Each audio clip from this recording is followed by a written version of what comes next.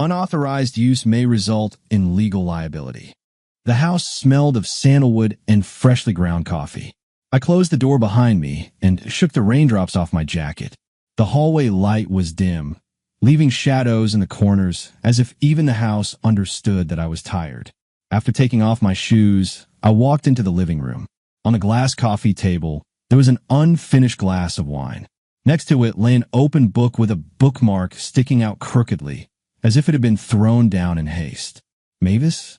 My voice sounded unusually calm, but something inside me tightened. The house was empty, but not in the usual way. Normally, it breathed a quiet, cozy silence. Today, it felt different. I listened. Upstairs, something rustled quietly, as if someone was moving cautiously, avoiding the creaky boards. Then silence. I walked up the stairs, passing photographs on the walls.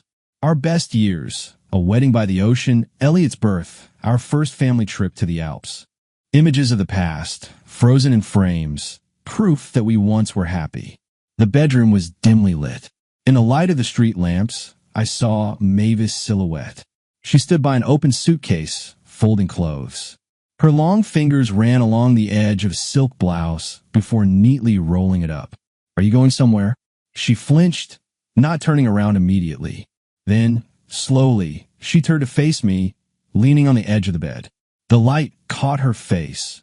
Flawlessly smooth skin, slightly raised dark eyebrows, eyes the color of liquid amber, reflecting the fire of the night lights outside. We have a meeting in London in 2 days. I told you. I watched her silently. She always knew how to lie easily, as if truth and falsehood did not exist for her on different planes.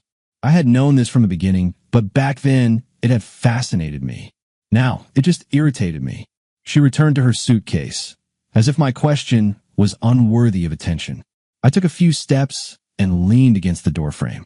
You didn't take a suitcase when you went to Berlin. That trip was only for 2 days. He'll be in London longer. She responded evenly, without emotion, but I saw the muscles in her neck tense. And Elliot? What about Elliot? I waited, but no answer followed. He asked why you're always going away.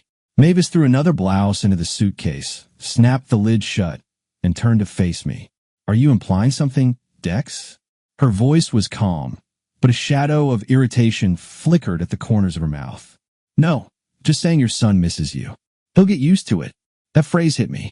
He'll get used to it. As if that were normal.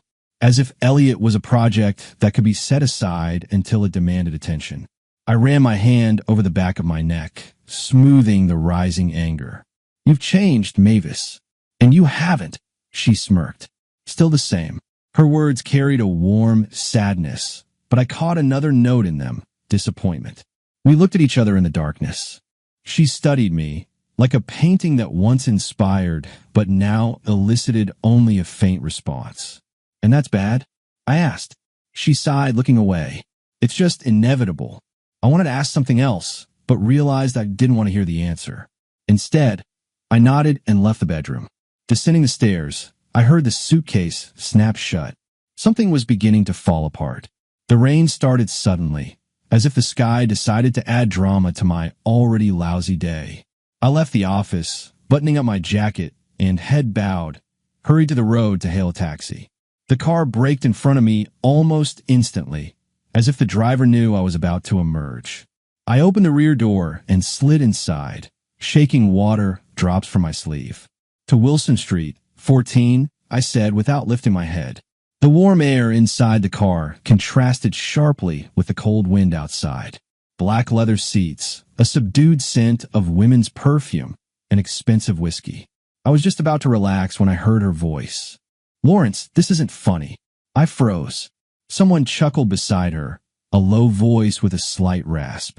You know I love to take risks, Mavis. Mavis. My head slowly lifted. I saw her.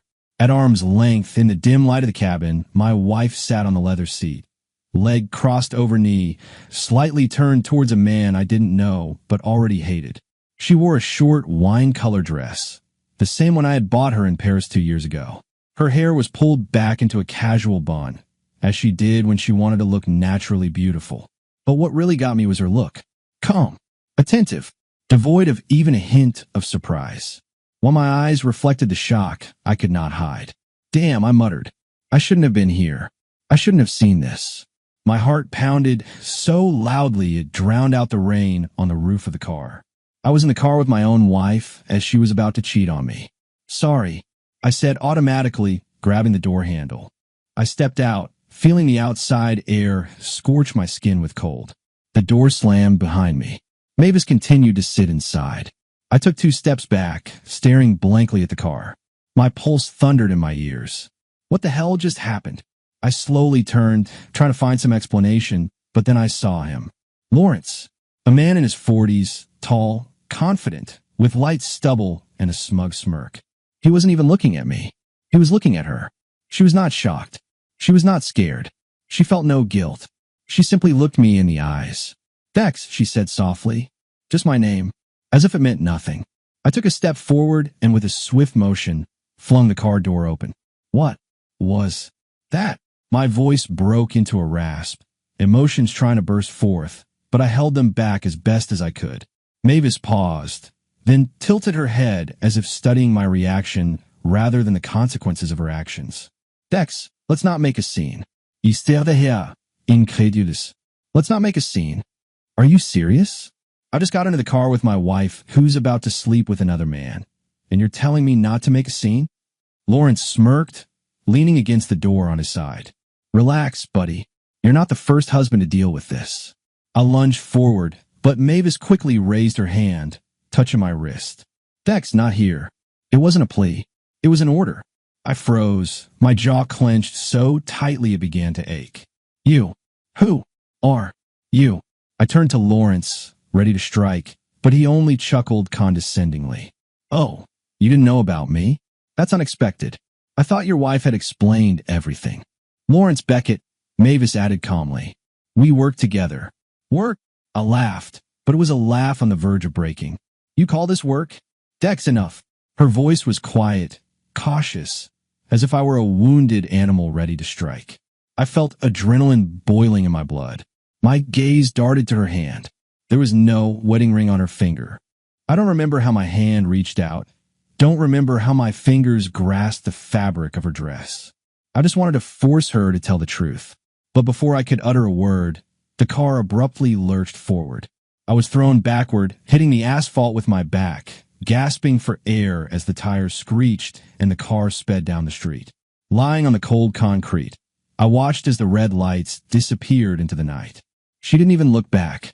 I quickly got up, my heart pounding in my temples, my body filled with a cold, concentrated fury. The rain drummed on the asphalt, soaking my clothes, but I didn't feel it. I saw only the taillights of that damn car, carrying away my wife and her lover into the night. No, you won't get away that easily. I darted to the road, pulled out my phone, but my fingers trembled. Call the police? Pointless. Evidence? What the hell evidence? I need to catch them myself. At that moment, another taxi stopped next to me, and the driver, a swarthy guy in a leather jacket, cracked the window. Need a lift. I flung the door open and slumped inside, slamming it shut. Follow that black Mercedes ahead, fast. The driver, a 40-something man with an unshaven face and a cigarette between his teeth, looked in the rearview mirror, then glanced at me. Hell, is this some kind of chase? Just do what I said. The car jerked into motion. Tires squealed as we burst onto the empty night street, clinging to the tail of the black Mercedes. I stared ahead, my eyes fixed on the red lights of their car. They moved fast, but we kept up. Who's in that car? Asked the driver, glancing at me. I didn't answer. What to say? That my wife, whom I loved, whom I trusted, is right now running off with another man? That I, a former military scout who could always detect lies from a mile away, missed the most crucial moment of my life? I clenched my fists so tightly that my nails dug into my palms. Mavis, you knew I would find out, but you didn't even try to hide. The driver glanced again in the mirror, chuckled. Someone screwed you over, huh? Drive, I gritted out, ignoring his chatter. We raced through the empty night streets, the lights of street lamps flashing in the car windows, flooding the cabin with yellow bursts. The Mercedes ahead accelerated. Don't let them get away. This ain't Fast Furious, man. The driver barked but pressed the gas pedal. The engine roared, thrusting us back as the car surged forward, closing the distance. I saw the Mercedes swerve left, then sharply right, weaving between cars as if testing whether we could keep up. We kept up. For a moment, I thought I had made it. That we were catching up, that I would grab Lawrence by the scruff, knock his teeth out, confront Mavis, force her to look me in the eyes, and tell me who she was now. But then, they made a move I hadn't anticipated. The Mercedes abruptly turned into a side alley, narrow and barely lit, slipping between a truck and an old Toyota. Damn it. Our driver hit the brakes to avoid crashing into the car in front of us, but it was too late. I just managed to see the black tail lights disappear into the darkness. Damn, I roared, punching the front seat. The driver just sighed, exhaling smoke through his nostrils. Listen, man, if a woman leaves with another guy, it means it was meant to be. I slowly turned my head and looked at him. He flinched, swallowed, and said nothing else. I exhaled. Something wild was raging in my chest, but I realized the chase was over. They were gone. I burst into the house, barely remembering how I got there. All movements were mechanical. Open the door, step inside, turn off the alarm. But as soon as I took a few steps into the living room, something stabbed me in the chest. Something was off. Instincts, honed by years of service, screamed in my head, forcing me to freeze and look around. I hadn't left the shoes like that. Mavis's pair of shoes was displaced, as if kicked aside. Her cup, which she always left in the morning, wasn't on the table. The blanket that was always on the back of the sofa was gone. Someone had been here. I slowly moved through the house, sliding my hand along the wall, as if checking whether this damn world had cracked. Everything looked too clean. I went upstairs. The bedroom. The wardrobe was closed, but one door was slightly ajar. I pulled it open and nearly gagged from the cold inside. Clothes were missing. Half of her things were gone. Not just the suitcase I had seen earlier, but entire sections of her wardrobe. Expensive suits, coats vanished. But not just vanished. It was done neatly, coldly, without fuss. I shoved the clothes aside and ran my fingers along the shelf. No dust. That meant someone had wiped away their tracks. I rushed to her bedside table. Empty. For a moment, I just stood there, staring at it. Mavis had calculated everything. She wasn't just planning to leave. She knew she would be found out. I turned around and entered her office. The first thing that struck me was the absence of her laptop. I swore. She had taken everything. Hard drives, folders with documents. She even removed what I would have considered useless. The desk was perfectly empty, but it was wrong. Mavis always left a mess. Notes, papers, stickers. Even when she went on business trips, some trace remained. Now nothing. Just the smooth surface of the desk and a faint scent of her perfume. I exhaled, resting my palms on the wooden surface. She didn't just leave. She erased herself from this home. I tried to find any clue, but everything seemed professionally cleaned. Clean, precise, impeccable. I clenched my jaws. Did you really think I wouldn't find you? I knew what to do. I grabbed my jacket and left the house, quickly heading to my car. But it wasn't there. Then I remembered. The parking lot. I had left it at the service station in the morning. I jumped into a taxi and ordered the driver to head to the service station. As we arrived, I had managed to calm down a bit. Anger no longer clouded my vision. Now it was cold determination. I picked up the car, paid, and drove off. Now I needed to pick up Elliot. I didn't know what to tell him. But one thing was clear. I would find her. And when I did, she would regret deciding to play this game with me. I turned onto the street near the school and saw Elliot standing at the gate, hands in his jacket pockets. He was too calm. Other kids chatted noisily. Some laughed, some jumped in puddles, but he just stood and waited.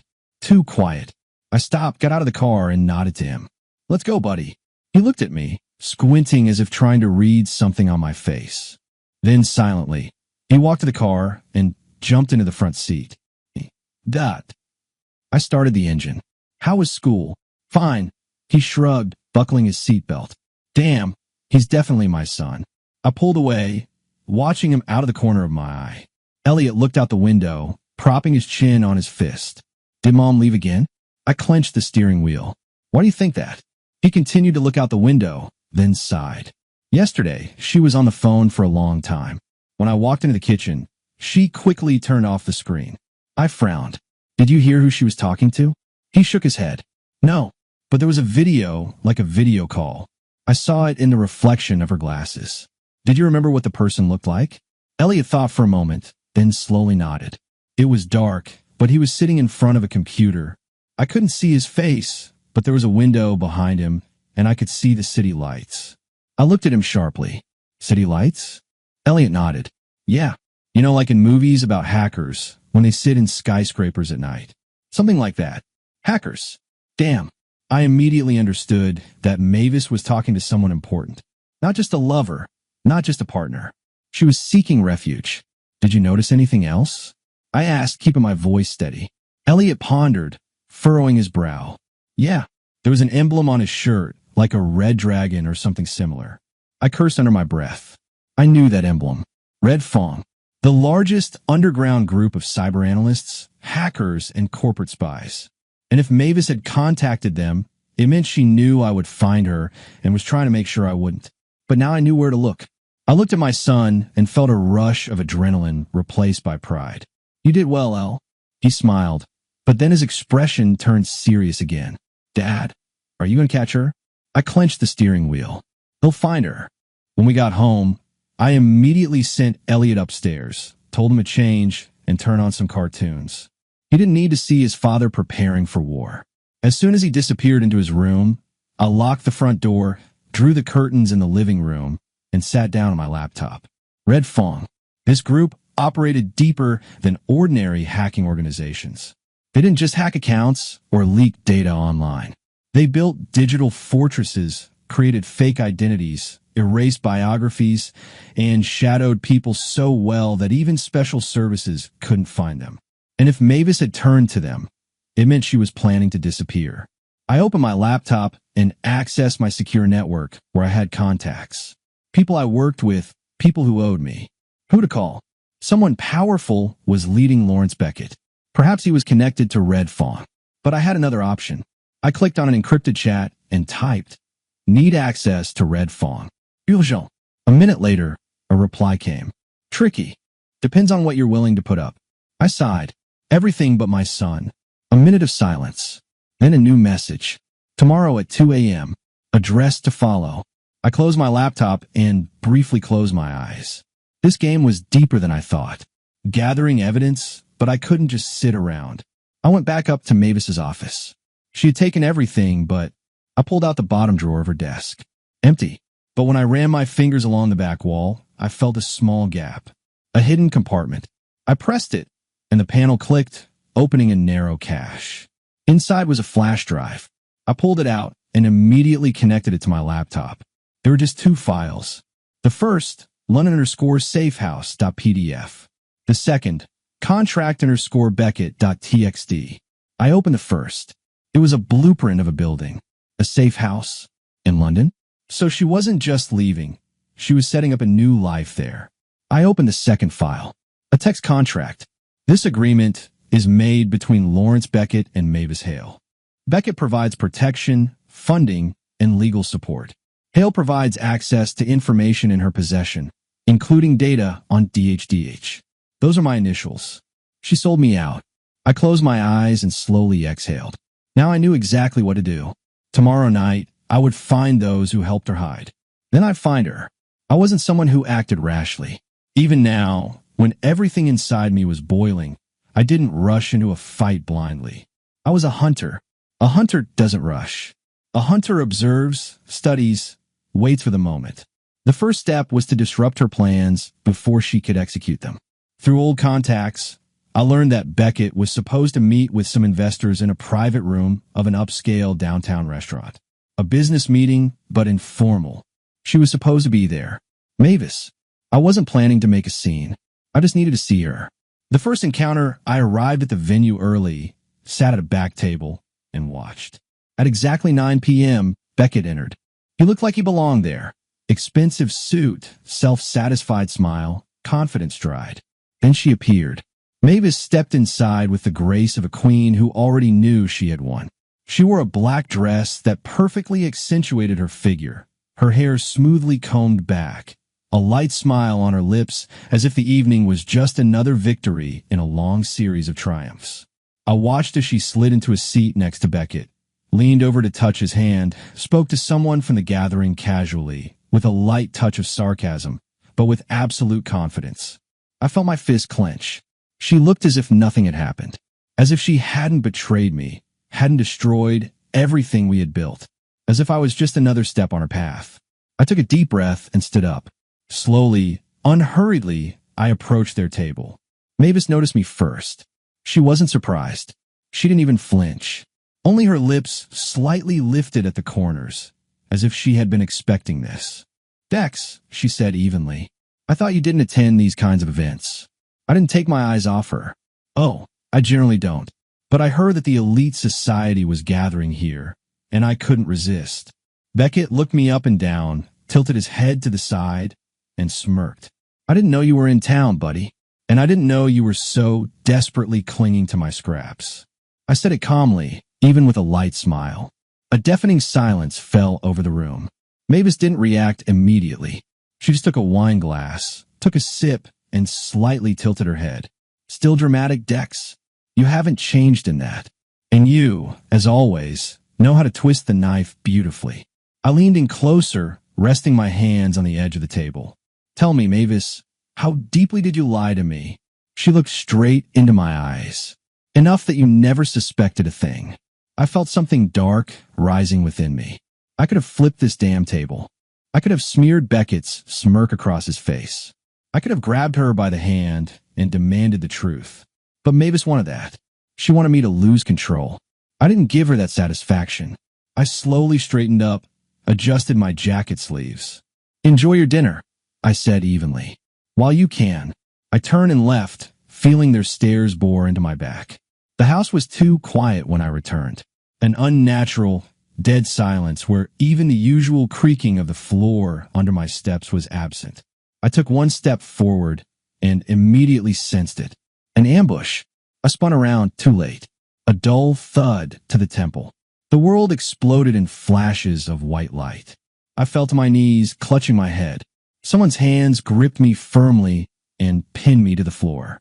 "Quiet, Dex," a voice said. "No furisonis." "Beckett." I felt the blood pulsing in my temples. Through a haze of pain, I realized there were 6 of them, all armed, moving precisely and cohesively. Professionals. But most importantly, her. Mavis stood right in front of me, arms crossed, casually leaning against the wall. She wore a dark pantsuit, her hair pulled back in a tight ponytail, a light, almost condescending smile on her lips. A goddess of her own victory. She met my gaze as if she expected more than just my rage. "You always said I could be better than you, Dex." "Well, I've proven it." She stepped forward, squatting in front of me. Close. So close I could smash her face with one move. "You wanted me to underestimate you?" I hissed through clenched teeth. She chuckled. "No, I just wanted you to lose." I growled, but Beckett pressed the muzzle of a gun into the back of my head. "Cool it, buddy, or this will be a very short conversation." Mavis stood up and gestured to one of the men. He pulled out a folder with documents and threw it in front of me. "Sign," she said. I slowly raised my eyes. "And what is this?" "A death warrant." "Not quite," Mavis sighed. "It's a waiver of property, business, assets. Everything transfers to you, posthumously." I smirked, but there was no amusement in it. "So, you decided to kill me legally before killing me for real?" She tilted her head to the side, as if admiring my quickness. "Isn't it beautiful? The body isn't even cold yet, and the paperwork is already arranged." I took a deep breath, lowering my head as if resigned. "They want to break me?" They were mistaken. "And what if I refuse?" She smiled softly, almost tenderly. "Then I kill you first, and then I sell off piece by piece everything you loved." She leaned in close to me, her lips almost touching my ear. "Including Elliot." I snapped. I lunged forward, slamming my shoulder into one of the gunmen, knocking him off his feet. Everything around exploded into movement, blows, shouts, gunfire. I won't let her win. Never. I exhaled, tasting the coppery flavor of blood in my mouth. My head throbbed. My eyes were veiled, but I could still see. My hands were cuffed behind my back, the handcuffs digging into my wrists. Blood dripped from a split brow, ran down my cheek, and dropped onto the floor. I lost. Beckett stood over me, smirking. In one hand, he held a gun, the other casually in his trouser pocket, as if he were merely chatting with a good friend. "Funny," he said, shaking his head. "You always said you had everything calculated. But who among us is now bound?" I didn't respond. He stepped closer and kicked me hard in the ribs. I gasped in pain, but made no sound. "What's wrong, Dex?" "Bitter." I slowly raised my head, looking at him with a hate-filled gaze. "As long as you hold that gun, you're the king." I breathe out, spitting blood onto the floor. "But we both know you won't last without it." Beckett chuckled, squatting down in front of me so I could see every detail of his smug grin. "That's the difference between us, buddy. I don't play by the old rules." "I have none." He grabbed my hair, yanked my head back, forcing me to look up. And then I saw her. Mavis. She stood nearby, arms crossed, calm, cold, satisfied. Still in the same black suit, impeccable as her calculations. "You don't look very good, Dex," she said, tilting her head to the side. "You always took such sweet care of me," I croaked, smiling crookedly through the blood. She gave a slight smirk. "Always, darling. That's exactly why I made sure your death wouldn't look suspicious." She pulled a pen and a folder with documents from the inner pocket of her jacket. "Sign." I looked at her, then at the papers. "I must admit, you played the long game." I slowly nodded. "When did you realize you wanted to sell me out?" She took a step closer, slowly, unhurriedly. She was savoring this. "Maybe when I realized that you would always put yourself above me," she whispered. She squatted in front of me, carefully placing the pen in my fingers. "Maybe when I realized that you were never smarter than me." I looked into her eyes. Beautiful. Cold. Alien. Maybe just because I could. I clenched my jaws. Bitch. But she was right about one thing. I had underestimated her. "Sign, Dex," she repeated, softer, almost kindly. "Or Beckett will shoot your knees out before he kills you." I slowly squeezed the pen and realized one thing. She really thinks she's won. I lowered my gaze to the papers, then looked up at her again. Slowly smirked. "Well then," I said, "you want to bury me, Mavis?" I leaned forward as far as the handcuffs would stretch. "And you'll need to dig deeper." I dropped the pen. Her face twitched slightly. She was still holding on, but irritation flickered in her eyes. "Dex, make me." She straightened up, pressed her lips together. "Do you really want to make this harder?" Beckett sighed loudly, rolling his eyes. "I told you he's a stubborn asshole," he muttered, then adjusted the grip on his pistol. "So, Hale, shall we break his legs?" There it was, the moment I'd been waiting for. I slowly smiled. "Time to get out." All this time, there should have been Elliot in the house. But the room upstairs was utterly silent. I knew my son too well. If he hadn't sensed danger, he would have already run to me. If everything was normal, he would have already hugged my leg or asked what these people were doing here. But he didn't come out. I tensed up. Mavis noticed how I glanced toward the stairs and smirked. "Worried?" Her voice was almost mocking. "Es fine. For now." I clenched inside. Elliot. I knew he was upstairs, and he had heard everything. My son is smarter than he seems. And now he was sitting quietly. "Dad." The sound of his voice sliced through the air like a blade. I abruptly turned my head toward the staircase. Elliot was standing there, in his pajamas, barefoot, his eyes wide with terror. Ed closed the door, but he didn't move. One of Beckett's men, a buzz-cut brute in tactical gear, turned to him, squinted, and sharply stepped toward the stairs. "Kid, go back to your room and stay out of sight." The voice was even, raspy, emotionless. "Bastard, you just made the biggest mistake of your life." Elliot froze. He wasn't used to anyone ordering him around except for me. I saw him clench his fists. His lips trembled. He was deciding what to do. I could almost hear the gears turning in his head. Then he turned and ran back into his room. Click. The lock clicked shut. The boy had locked himself in. Beckett chuckled. "Smart." I didn't take my eyes off the stairs. "Elliot, whatever you're planning, do it quickly. Dad's going to buy you some time." I slowly turned to Mavis and smiled.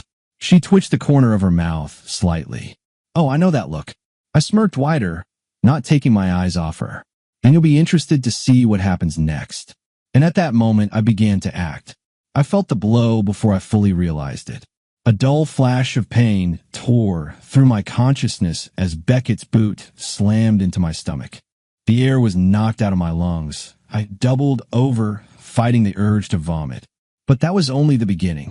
Someone's hands grabbed me by the collar, jerked me up to my knees, and then another blow, a fist to the jaw, so strong I thought my bones had shattered. The taste of blood filled my mouth, hot, salty, sticking to my tongue. I spat a maroon drop onto the floor, but immediately felt someone's hand grab my hair and violently jerk my head back. Beckett was in front of me. He squatted down, looking me directly in the face. "You're a stubborn asshole. Hale," he said, pinching my chin with his fingers. But Hay raised the question, "Is it worth it?" I didn't respond. I just glared at him with a hatred that could burn a hole through his skull. He smiled. "You think you can withstand the pain? That will just keep hitting you until you pass out?" I clenched my teeth, my breathing erratic. "Tell me, Beckett, have you always tried so hard to prove you've got balls, or is it just when you've got 6-armed bastard under your command?" I didn't get to finish. Punch. Dull. Heavy. Something in my side crunched. Pain pierced me like a red-hot rod. I collapsed to the side, gasping, trying not to scream. Beckett leaned closer to me. Now his voice was soft, almost tender. "Listen, Dex, I really don't want to do this any longer than necessary." He pulled out a gun and slowly ran the barrel across my cheek. "I get it. You want to be a hero in front of your son. That's sweet. Honest." Through the pain, I managed a mocking smile. "And you bastard, have always been this talkative?" He smirked, but a shadow of irritation flickered in his eyes. "Fine. Then no more talking." He slowly turned his head toward Mavis. She still stood against the wall, arms crossed, her face perfectly calm. "Since our stubborn friend doesn't understand words, let's try something else," he said lazily, pointing the gun at her. "What do you think, Mavis? How long will he last if I take you right here, in front of his son?" I froze. "What?" "Imagine the scene, Dex," he continued, pacing back and forth, twirling the gun in his hand. "We bring your little boy out, put him here next to you. You're bound, beaten, can't even move. And then, right in front of both of you, I put your wife on all fours and take her however I want." He clicked the safety off. "And after that, she will never respect you again." I couldn't breathe. I felt something inside me tearing, breaking, dying. I always knew this world was a filthy, disgusting place. But this was a line that shouldn't be crossed. I looked at Mavis. She didn't flinch. Her face didn't twitch. She didn't even turn away. "You're being awfully quiet, Dex," Beckett said, tilting his head slightly. "I'll ask again." He turned and aimed the gun upward toward the staircase. "Towards Elliot's room. Sign, or we do this the messy way." I heard a soft click. "Elliot." He unlocked the door. No, son, don't do this." I couldn't let them break him. I couldn't let them take away his childhood. I had to do something. The pen trembled in my hand. I stared at the document in front of me, the letters blurring before my eyes, as if it wasn't just a contract relinquishing everything I had ever built, but a death sentence written in blood. I broke. Beckett was right. He knew everyone had their breaking point. I thought I could endure the pain. Thought I could withstand the humiliation. Thought I could survive anything. But I couldn't let Elliot see this. I couldn't let his life turn into an endless nightmare. I signed. As soon as I signed, they threw me to the floor like trash. My wrists burned from the handcuffs, my head throbbed from the pain, and my body was so battered that even breathing was torture. Beckett patted me on the shoulder like an old friend. "See? Not so hard when you accept reality." I didn't respond. I just lay there, empty. Mavis stood at the mirror, fixing her hair as if there had been no scene, no blood, no pain. She looked calm, like someone who had won a war. She approached the table, neatly arranged the documents, checked them again, then looked at me. "Well, that's it, Dex. Game over." I slowly turned my head. Did you really manage to do it?" She slightly raised an eyebrow. "What exactly? Outsmart you?" "Of course." It was inevitable. I silently watched her, unable to believe that this was the same woman with whom I once shared a bed, a home, a life. She leaned towards me, her voice quiet, almost intimate. "You always thought you could control everything, Dex. You believed you understood people, knew when they were lying to you. She touched the edge of my lips with her finger, wiping away the blood. But I turned out to be better. I ran my tongue over my split lip, slowly smiling. You're just a whore who sold herself at a high price. She smiled as if it were a compliment. And now this whore has everything. She turned around, picked up her suitcase, and headed for the exit. Stop at the door. Turn to me one last time. Good luck staying afloat, Dex. In poverty. I didn't respond. But just before she could turn and leave, a voice rang out. Elliot. He stood in the doorway, hands in his pockets, his face emotionless. Looking straight at her. Did you take your things? She blinked, slightly surprised. Of course. Good, he smirked. Because you're never coming back here again. Silence hung in the room. I saw Mavis' jaw twitch slightly. Elliot turned and walked back upstairs, not even looking back. Mavis stood still, her fingers tightening slightly on the handle of her suitcase. But she said nothing. She just left, and I remained on the floor. I stayed on the floor, listening as the sound of her heels slowly faded behind the door. She was gone. She left us. I don't know how much time passed before I could force myself to stand up. My body ached, every muscle screamed in agony, but I didn't care. I couldn't afford to be weak anymore. I had lost, but my son was still here. I leaned on the edge of the sofa and slowly sat down, pressing a palm to my ribs. Every breath echoed with pain, but I didn't care. I heard soft footsteps. Elliot. He stood on the staircase, looking down at me. There were no tears in his eyes. He didn't look scared. He looked calm. I squinted and lowered my head. I'm sorry, son, I whispered. My voice broke. He was silent. I couldn't look at him. I'm sorry. I lost. I heard his light, cautious steps. He stopped in front of me. Dad, don't worry. I raised my head. He looked at me with a strange smile. When she opens her suitcase, she's in for a surprise. I frowned. What? Elliot chuckled. Well, you always said you keep the bad stuff in the basement, right? I froze. No, he couldn't have. My eyes slowly widened. Elliot shrugged, slipping his hands into his pockets. I just helped her pack something useful. Oh God, I felt a cold lump in my stomach. Elliot, what did you do? He slightly tilted his head, as if surprised that I hadn't guessed. I put 2 grenades in her suitcase, right under her clothes. I was paralyzed. I couldn't move, couldn't breathe. My 8-year-old son had just signed her death warrant.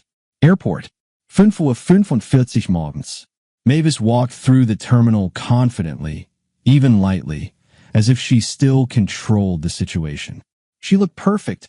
Silk blouse, expensive sunglasses, a light scent of perfume. Everything indicated that she had won. She had escaped. In a few hours, she would be in London, and there awaited her a new life. She handed her passport to the officer, nodded with her trademark polite smile, took her boarding pass, and headed to baggage control. Somewhere behind, Beckett followed. Everything was going according to plan, but the plan went to hell. As her suitcase passed through the scanner, one of the employees suddenly pressed the stop button. What is this? Another employee raised her hand, signaling security. Mavis froze. Sorry, ma'am, the officer's voice was too cold. Please open your luggage. What's the problem? She tried to smile, but her heart tightened. We need to conduct a search. Mavis clenched her teeth. Everything had gone wrong. The officer clicked the locks of the suitcase and flipped the lid open, and then recoiled sharply. Everyone around froze. Silence hung in the air for a moment, and then there was a scream. Grenades! And everything exploded. Screams. Sirens. People falling to the ground. Total chaos. Mavis couldn't breathe. Grenades.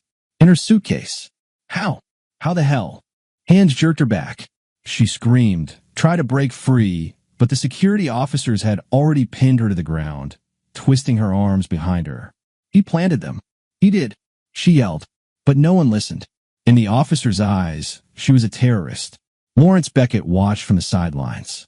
He stood shocked for just a second. Then, he turned and walked toward the exit. No, he wasn't going to get stuck in this shitty situation. He walked quickly, without looking back.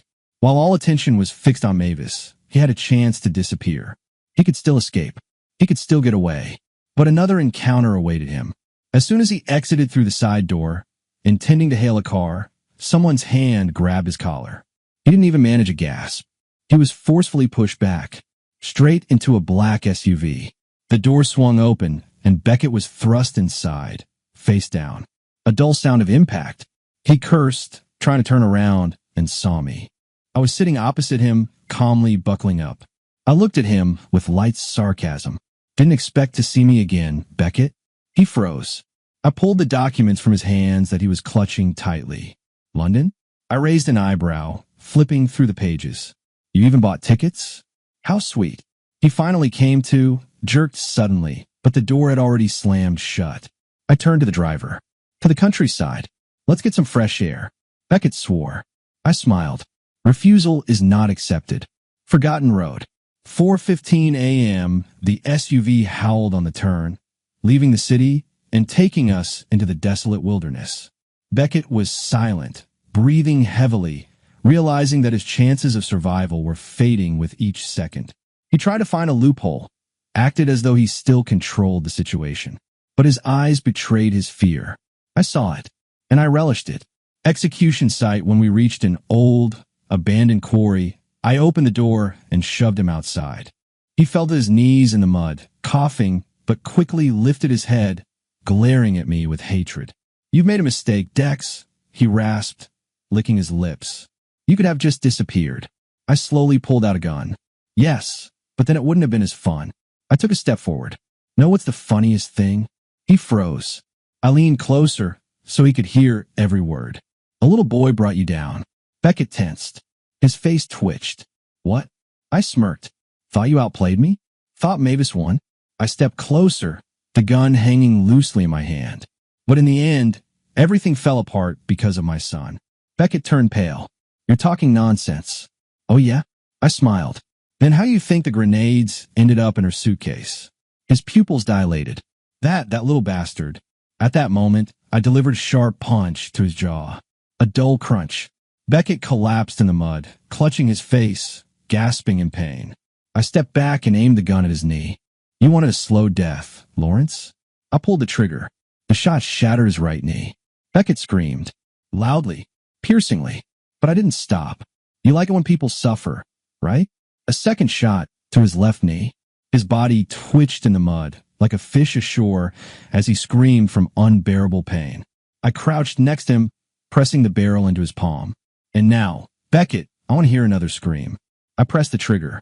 The bullet went through his right hand. He screamed again.